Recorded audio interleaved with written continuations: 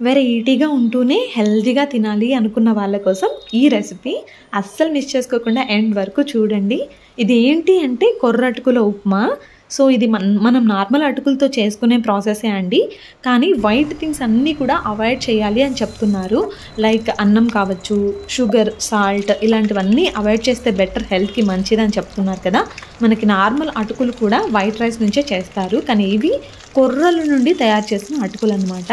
So process ఏంటంటే just pan వేడి చేసుకొని ఆయిల్లో తిరువాత గింజలతో పాటు పచ్చిమిర్చి కూడా వేసుకొని వేపుకోవాలి. ఇది వేగాక ఆనియన్స్ పొడవుగా అయినా కట్ చేసుకోవచ్చు, చిన్న చిన్నగా అయినా కట్ చేసుకోవచ్చు అండి.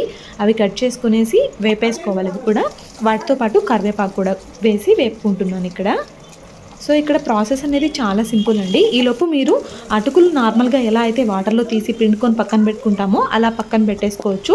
అందులో సాల్ట్ అలానే నిమ్మరసం కూడా యాడ్ చేసుకొని కలుపుకొని పెట్టుకోండి. ఇక్కడ నేను ఇంకొంచెం సాల్ట్ యాడ్ చేస్తున్నాను.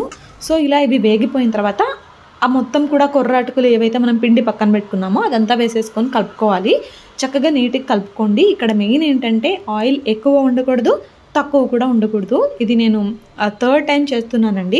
ఒకసారి చేసినప్పుడేమో ఆయిల్ చాలా తక్కువైపోయింది, పొడి పొడిగా వచ్చేసింది. అండ్ ఇంకోసారి చేసినప్పుడేమో కొంచెం ఆయిల్ ఎక్కువ వేసేసాను. అదైతే ఇంకా ఆయిలీగా గ్రీజీగా ఉంది, తినలేకపోయాము. ఆ తర్వాత కొంచెం కొత్తిమీర వేసుకొని కలుపుకోవచ్చు. ఇక్కడ మీరు కావాలనుకుంటే పల్లీలు అలానే మినప్పాలు ఇవన్నీ కూడా యాడ్ చేసుకోవచ్చు అండి తిరువాతలో. నేను అవన్నీ ఏవి వేయకుండా జనరల్గా మనం సింపుల్గా ఎలా చేసుకుంటామో అలా చేశాను. సో ఇక్కడ కొంచెం సాల్ట్ టేస్ట్ చేస్తున్నాను. సో కరెక్ట్గా సరిపోయిందండి. ఇంకా అంతే అండి, వేడిగా కొర్ర అటుకుల ఉప్మా అయితే రెడీ అయిపోయింది. ఇది పప్పుల పొడితో చాలా బాగుంది. ఈ రెసిపీ మీకు ఎలా అనిపించింది? చాలా వెరైటీగా ఉంది కదా. అంతే ఆరోగ్యం కూడా. కొర్రలతో అన్నం తినాలంటే చాలా ఇబ్బందిగా ఉంటుంది, కానీ నిజం చెప్తున్నాను, ఈ కొర్ర అటుకుల ఉప్మా చాలా అంటే చాలా టేస్టీగా ఉందండి. చూస్తున్నారు కదా, ఎంజాయ్ చేస్తూ తినేస్తున్నాను. సో ఇది మీరు కూడా ట్రై చేయండి. మీకు ఈ రెసిపీ ఎలా అనిపించిందో కమెంట్ చేయండి. ఈ వీడియో నచ్చితే మాత్రం లైక్ చేయండి. Thank you for watching. ఇది మీకోసమే.